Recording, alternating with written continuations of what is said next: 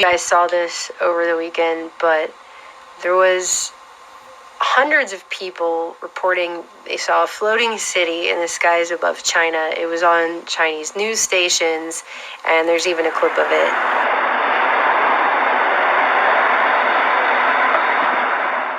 And it's been explained away as an optical illusion in the comments sections of these YouTube videos that in China, the scientists have explained it, and it has to do with the way that cold, dense air at the surface bends light reflected from a distant object, otherwise known as a fata morgana.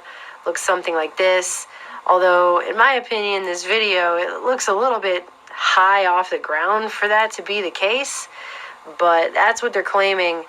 But there have been other sightings of these cities appearing in the sky that cannot be so easily explained away. And I don't know if you guys remember back in 2012 when an entire African village saw what appeared to be a city floating in a cloud over their village. And the way they described it was beautiful tall buildings inside of it with tarred roads and cars. It was like a flying city, and from it I could hear the sound of machines making noise just as you would hear at a Shaka cement factory. Obviously that wasn't a reflection of their city because they don't have tall buildings, they don't have tarred roads, so either all of these people were on crack and they hallucinated this, or somebody's playing with their toys over an area where they know people aren't going to have cell phones and whip out their iPhone and be able to film it. And I know some people have said it, and it was the first thing I thought of too, Project Bluebeam. There are people that claim that Bluebeam was never really an actual thing the government ever considered, that it was entirely made up. And I just want to point out to you that it's not. I actually came across this article in unrelated research, and so we'll continue the video here in a second. Project Bluebeam. Our phones have a blue light filter. We're told to like this blue light. Well, it's everywhere. Our TVs, our phones, laptops, all of our digital devices. I shouldn't say all of them, but anything with a liquid crystal display, LCD screens, right? Liquid crystal displays, crystal balls. We walk around with our own crystal balls. They give us the power to see the world and see whatever you want. At the same time, we also give up our own lives with these things. Because who has the master crystal ball? Because these all go, and it's kind of like in that scene in Batman with when with the bat sonar, like a submarine, Wayne, like a submarine, Mr. Wayne, or whatever the hell. And so the drone strikes, like how this plays into it is the screens that these operators use. And first off, they're actually drones. The drone operators are actually drones because they don't understand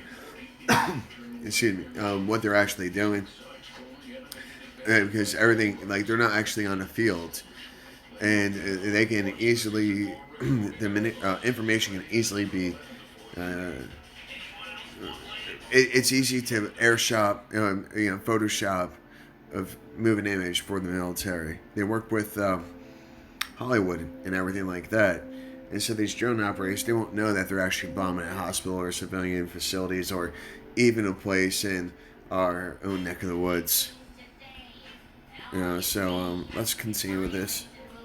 it turns out they're talking basically about Bluebeam in here, and I don't know if you guys have seen this, but it's an article from the Washington Post from 1999 called "When Seeing and Hearing Isn't Believing." And they're talking about PSYOPs in here and the different things they came up with. Get to this part where it says, Allah on the holodeck. It talks about all these PSYOPs that the Pentagon was planning against the Iraqis after the invasion of Kuwait in 1990. And one of the things they came up with was, what if the U.S. projected a holographic image of Allah floating over Baghdad, urging the Iraqi people and army to rise up against Saddam?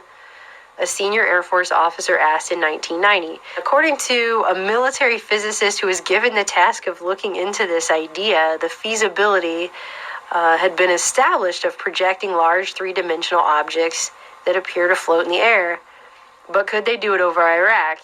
And it says that they calculated that projecting such a hologram over Baghdad several hundred feet would take a mirror more than a mile square in space, as well as huge projectors and power sources. And they weren't sure what Allah looked like. But then it goes on to say that the Gulf War hologram story might be dismissed were it not the case that Washington Post had learned a super secret program was established in 1994 to pursue the very technology for PSYOPs application. The holographic projector is described in a classified Air Force document as a system to project information power from space for special operations deception missions. So they were going to do it. They were looking into it. And that's back in 94. So in 90, they came up with the idea, started looking into it. In 94, they were pursuing it. Who knows what they actually have today? But they probably wouldn't test it here where every other person and their grandma has an iPhone. They're going to test it in places like in Africa, in some village where they're banking on the fact that the people aren't going to have iPhones. Not only that, but I just want to point out really quick, and by now you're probably figuring out that this mysterious sighting in China just gave me an excuse to talk about this article. But they also had a technology that takes a 10-minute digital recording of someone's voice and is able to clone their speech patterns in order to develop an accurate facsimile. So Los Alamos National Laboratory, they were coming up with that back in the 90s. Meaning all of these people today, for example, who, commit crimes because they hear Obama's voice telling them to do it, may actually be hearing a psychotronic weapon with Obama's voice, because apparently the PSYOPs team at Los Alamos was coming up with stuff like this back in the 90s. And all it takes is a 10-minute clip of someone's voice.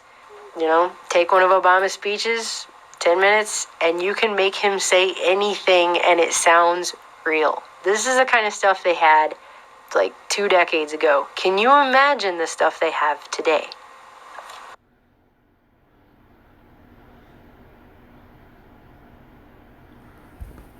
Just wonderful.